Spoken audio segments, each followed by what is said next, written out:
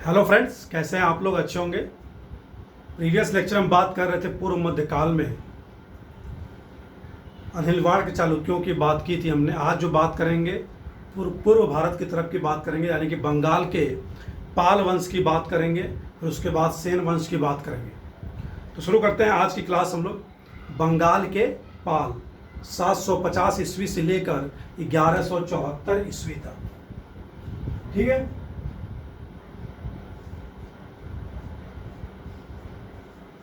बंगाल के पाल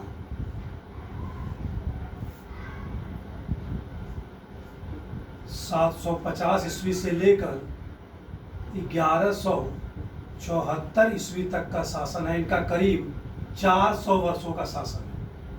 ठीक है। इसका जो बंगाल वंश का संस्थापक है वह है कौन? गोपाल। ओके, गोपाल।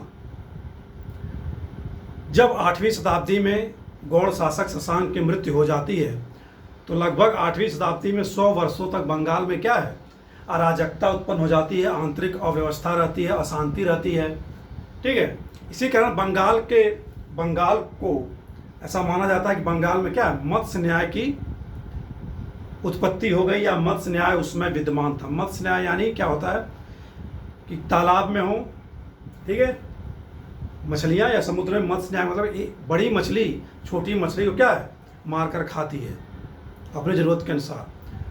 तो इन सब चीज़ों से परेशान होकर वहाँ के नागरिकों द्वारा क्या है, जो सेनानायक है, योग्य सेनानायक गोपाल को अपना राजा चुना जाता है। यानी कि गोपाल को कहा जाता है कि लक्ष्मी की बाँह पकड़ाई गई, लक्ष्मी की बाँह पकड़ाई गई, यानी कि राजा बनाया गया। ओके, इसको लिख लेते हैं हम लोग। सबसे पहला शासक गोपाल। ठीक है। 750 से लेकर 770 ईस्वी तक। ओके, पाल वंश का संस्थापक। ऐसा माना जाता है कि गोपाल क्या है? प्रथम निर्वाचित शासक है। कैसे? जैसे नागरिकों ने अभी हमने बात की कि नागरिकों द्वारा क्या है, इसको राजा बनाया गया, यानी निर्वाचित किया गया। इसको माना जाता है कि प्रथम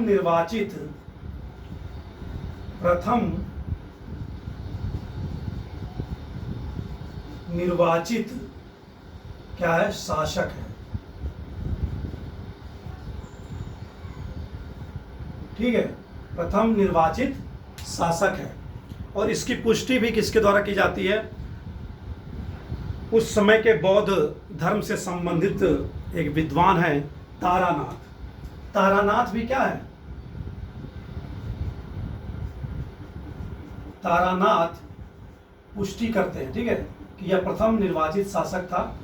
तारानाथ पुष्टि करते हैं। ठीक है।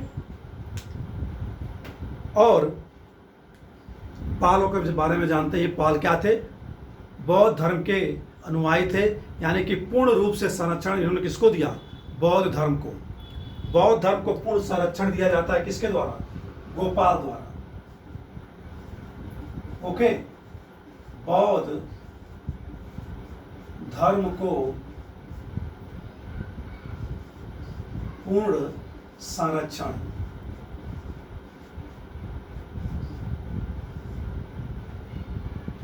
ठीक है।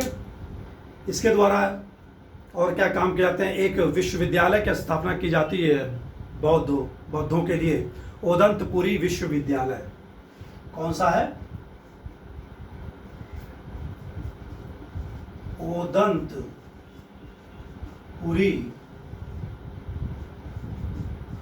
विश्वविद्यालय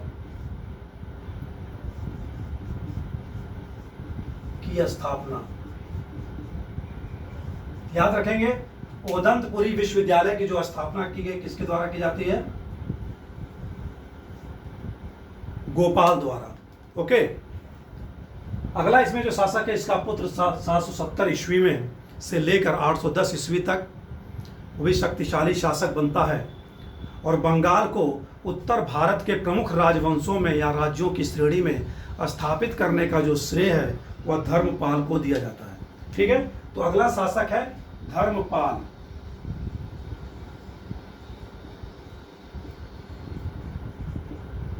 धर्मपाल 770 ईस्वी से लेकर 810 ईस्वी तक, कितने साल हो गए? 70, 30, 800 और 40 वर्षों तक शासन। जैसी बात की हमने, किसने क्या है, बंगाल राजवंश को या बंगाल राज्य को उत्तर भारत के प्रमुख राजवंशों की श्रेणी में लाकर खड़ा कर दिया जाता है धर्मपाल द्वारा। ठीक है, इसको इस बहुत सारे राज्यों को जीतता है, इसीलिए इसको क्या कहते हैं, उत्तरापथ स्वामी। हर्ष के बाद दूसरा शासक है, इसे उत्तरापथ स्वामी की संज्ञा दी गई है। उत्तरापथ स्वामी, हर्ष को भी उत्तरापथ स्वामी की उपाधि दी गई है। ठीक है, गुजराती कवि हैं सोड्डल। ठीक है, यह इसका उल्लेख करते हैं, गुजराती कवि सोड्डल।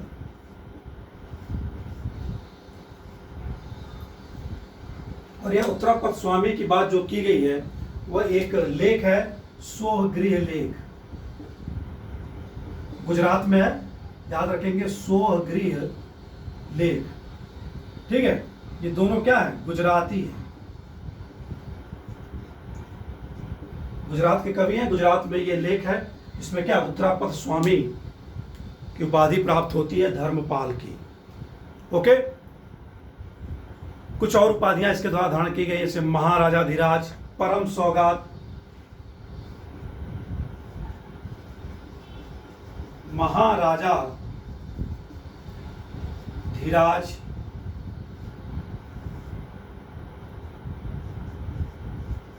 परम सौगात,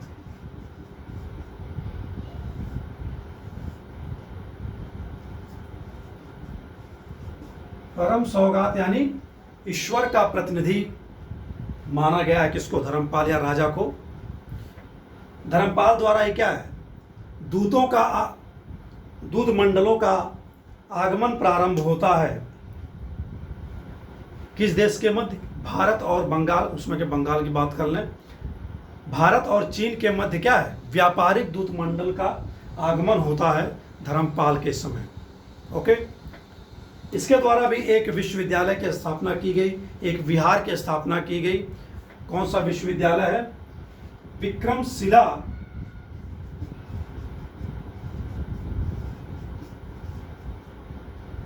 विक्रमशिला विश्वविद्यालय। कहाँ है विश्वविद्यालय, जाहिर सी बात है बिहार या बंगाल में होगा, या कहाँ है, भागलपुर में। और एक सोमपुरी विहार की स्थापना की गई, सोमपुरी विहार, बिहार नहीं है, विहार है ये। विहार मतलब जहाँ बौद्ध भिक्षु रहते थे, एक प्रांगण होता था, उसे विहार कहते थे। उसी के नाम पर क्या है, आधुनिक बिहार राज्य का नाम है। यह स्थापना की जाती है।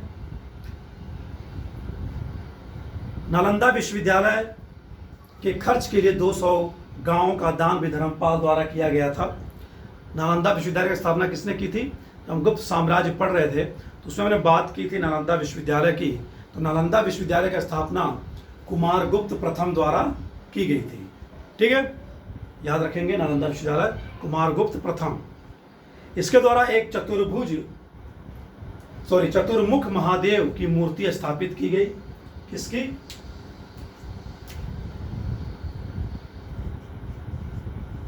चतुर्मुख महादेव।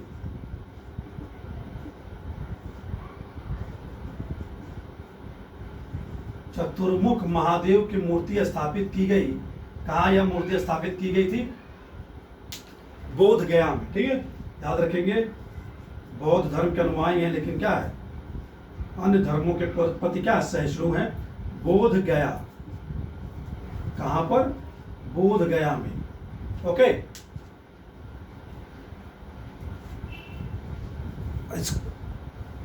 ठीक है, और क्या फैक्ट्स रिलेटेड है इससे, जैसे कि बौद्ध भिक्षु इसके दरबार में थे, बौद्ध लेखक, एक प्रसिद्ध बौद्ध लेखक इसके दरबार में थे, राजसभा में थे।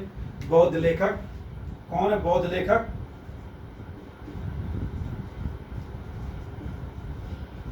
बौद्ध लेखक हैं हरिभद्र। तो हरिभद्र किसके दरबार में है? धर्मपाल के दरबार। और अगला जो फैक्ट इससे रिलेटेड है, जो त्रिपक्षीय संघर्ष के भी बात करेंगे हम, जो पालों प्रतिहारों और राष्ट्रकूटों के मध्य हुआ, उसमें कन्नौज पर अधिकार जो किया गया पाल शासकों द्वारा किया गया, यानी कि धर्मपाल द्वारा किया गया कन्नौज पर अधिकार। ठीक है,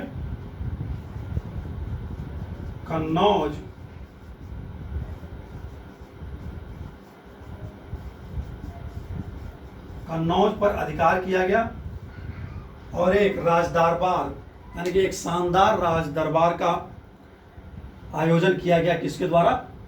धर्मपाल द्वारा। ठीक है, तो ये तो सारे फैक्ट्स की बातें, फैक्ट्स हो गए धर्मपाल से रिलेटेड।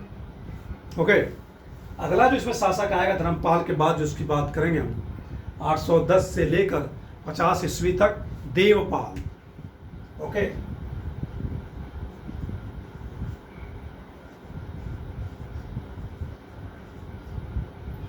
देवपाल 810 से लेकर 55 ईस्वी। ठीक है, 810 से लेकर 55 ईस्वी तक। पालों में पाल शासकों में सबसे शक्तिशाली शासक है कौन? देवपाल। और इसने अपनी राजधानी कहाँ बनाई? राजधानी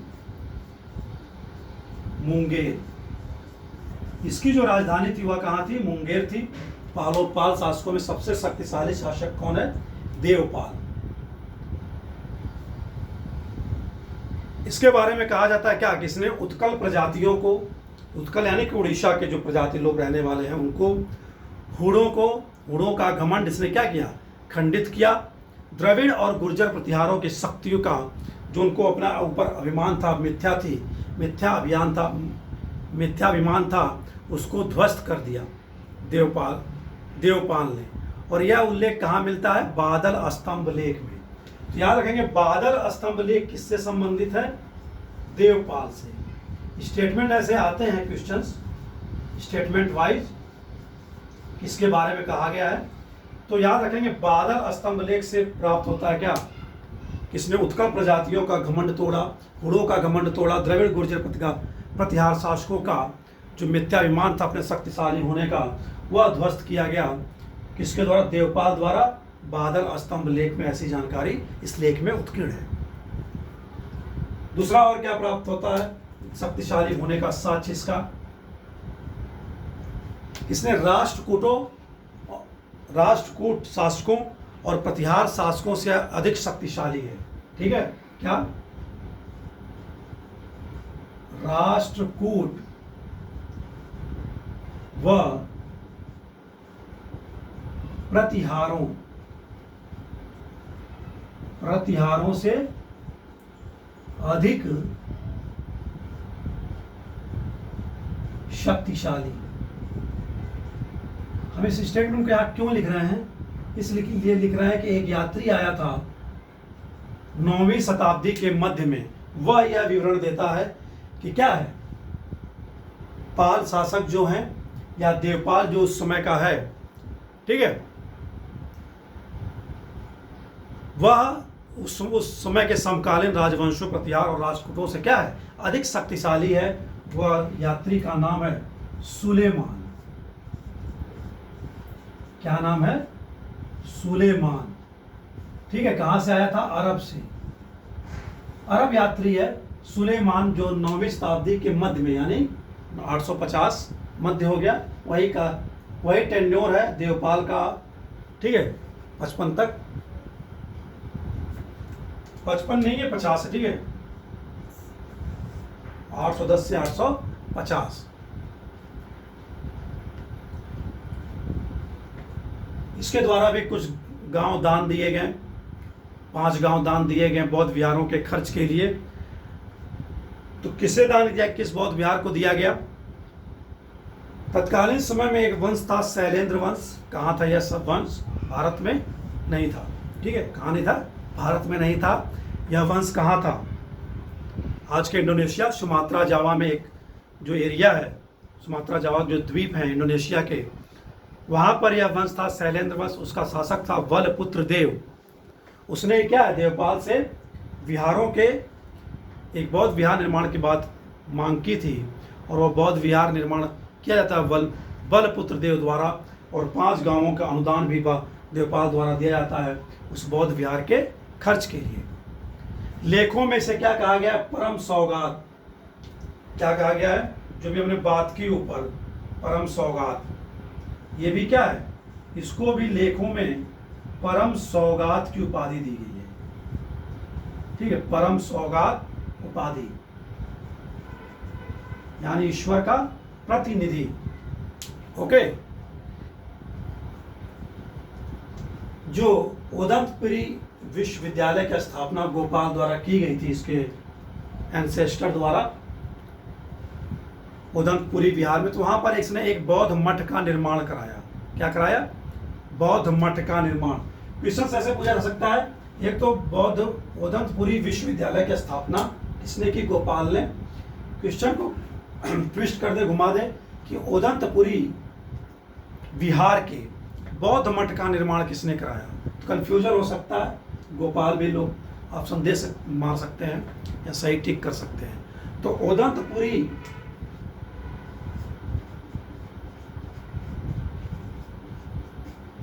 उदंतपुरी विश्वविद्यालय में क्या है, बौद्ध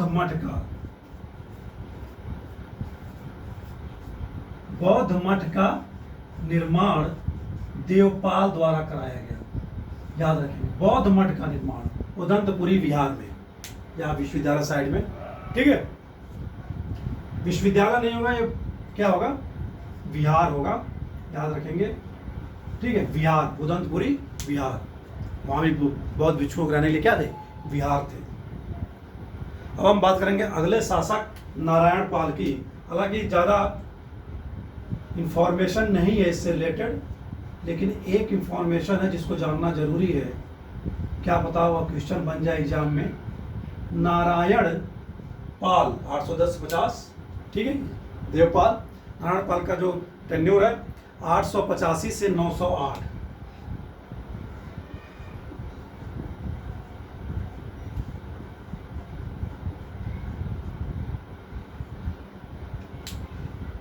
नारायण पाल को सैनिक जीवन में, यानी कि राजा में, राज शासन में, राज प्रशासन में कोई भी दिलचस्पी नहीं थी।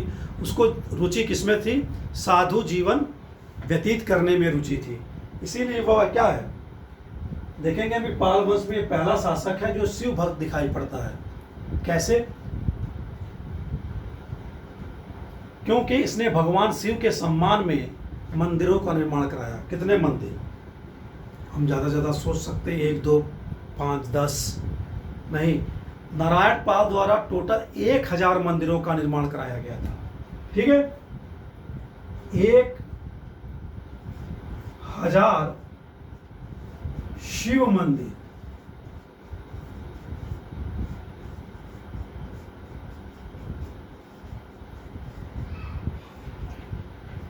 ठीक है, 1000 शिव मंदिर का निर्माण नारायण पाल द्वारा कराया गया।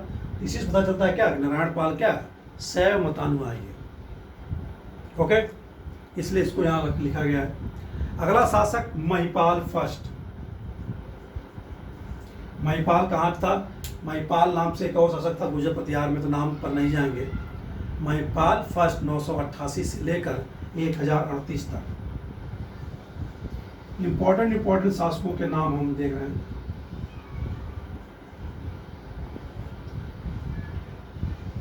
नौ सौ 88 से 1038 ईस्वी तक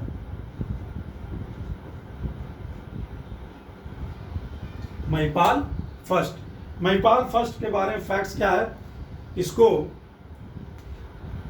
दूसरा संस्थापक माना जाता है पाल वंश का। ठीक है, दूसरा संस्थापक, पहला तो गोपाल हो गया, दूसरा संस्थापक महिपाल फर्स्ट। शक्तिशाली शासक है, लेकिन इसको चोल शासक राजेंद्र चोल द्वारा पराजित किया गया। ठीक है, राजेंद्र चोल द्वारा पराजित हुआ था। ठीक है, और इसके नेतृत्व में इसके समय में बौद्ध भिक्षु, बौद्ध विद्वान अतीश के नेतृत्व में तिब्बत में प्रचार मंडल भेजा गया। ठीक है, तिब्बत में प्रचार मंडल भेजा गया महिपाल के समय। ओके, ये फैक्ट्स थे कुछ। अगला शासक की बात करेंगे हम महिपाल के बाद। रामपाल 1037 से लेकर 1130 तक, 77 से 1077 से लेकर 1130 तक।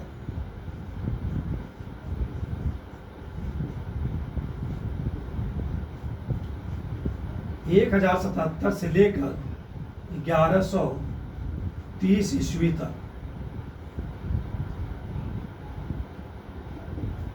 रामपाल वेरी इंपॉर्टेंट, बहुत इंपॉर्टेंट शासक है। रामपाल कार्यकाल भी लंबा है। इसके समय कैवर्तों का विद्रोह हुआ। एक विद्रोह हुआ कैवर्त। कैवर्त किसे कहते हैं? मछुआरे। कैवर्तों का विद्रोह। ठीक है, कैवर्त पूछा जा सकता है किस पाल शासक के समय कैवर्तों का विद्रोह हुआ था, तो रामपाल। इसके दरबारी कवि थे कौन? संध्याकर नंदी। इनके द्वारा इसके नाम से एक पुस्तक की रचना की गई, रामपाल चरित। याद रखेंगे, रामपाल चरित, रामपाल चरित की। और इसी के समय यानी किसी के शासन के समय संस्कृत भाषा के एक नई शैली का विकास हुआ, गौड़ीय शैली। ठीक है, गौड़ीय शैली संस्कृत भाषा से रिलेटेड है, संस्कृत भाषा से संबंधित, संस्कृत भाषा से संबंधित गौड़ीय शैली का विकास रामपाल के ही समय हुआ था। याद रखेंगे दोनों फैक्ट, विद्रोह और गौड़ीय शैली का। ओके, अब अगले शासक की बात करेंगे हम। इसके सबसे लास्ट शासक इस वंश के, 400 सालों का इतिहास है तो सभी शासकों को पढ़ने की आवश्यकता नहीं है। जो इंपॉर्टेंट शासक हैं उनकी बात कर रहे हैं। गोविंद पाल लास्ट शासक है इसका, इस वंश का।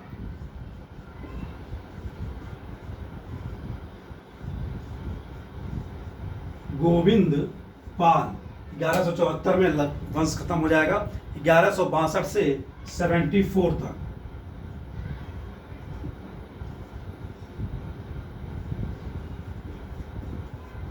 ग्यारह से लेकर 1174 ईस्वी तक गोविंद पाल का समय है।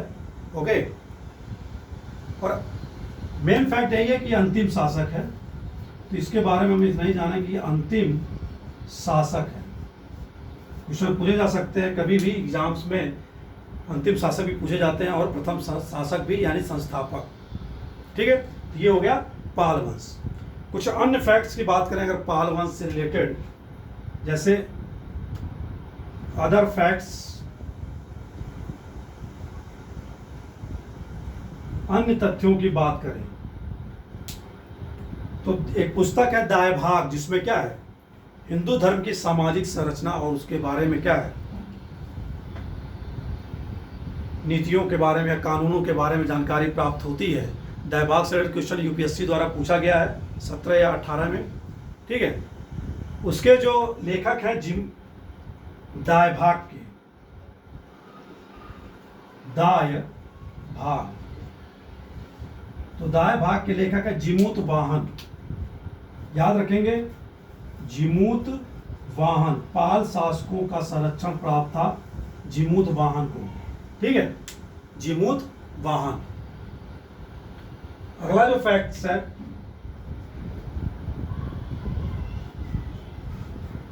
पाल राज्य को, ठीक है, पाल साम्राज्य को रूहमा कहता है। ठीक है, पाल साम्राज्य को क्या कहता है? रूहमा। कौन कहता है?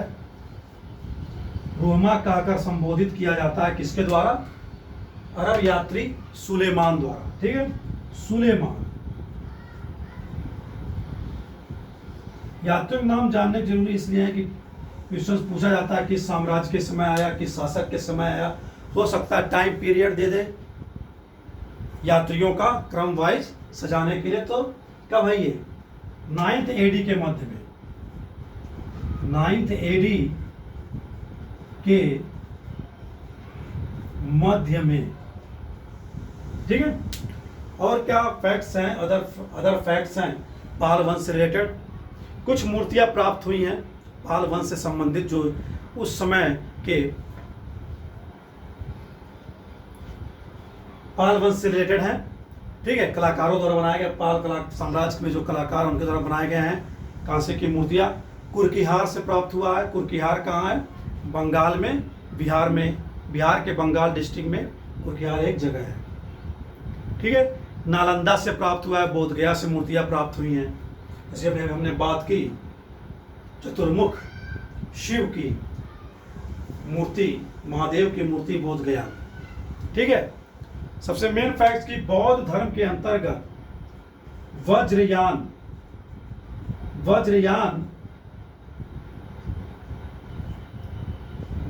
शाखा का या वज्रयान संप्रदाय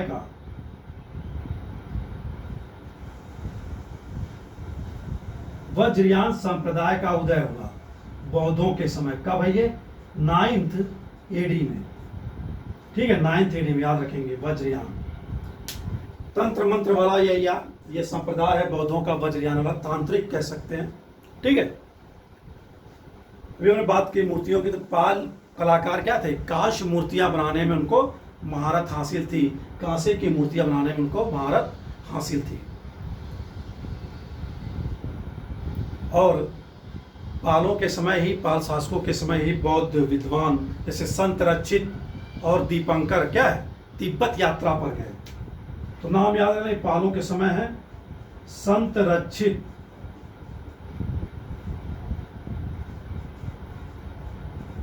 दीपंकर। कहाँ गए? तिब्बत यात्रा पर। यानी कि तिब्बत में जो बौद्ध धर्म फैलाने का काम है बौद्ध भिक्षुओं द्वारा किया गया।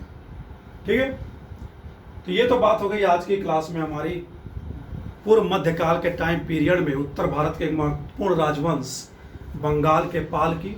इसके बाद सेन वंश की बात करेंगे उत्तर भारत में, और कश्मीर के राज्यों की बात करेंगे, फिर दक्षिण भारत चलेंगे। तो आज के इतना ही। नमस्कार, thanks for watching the video.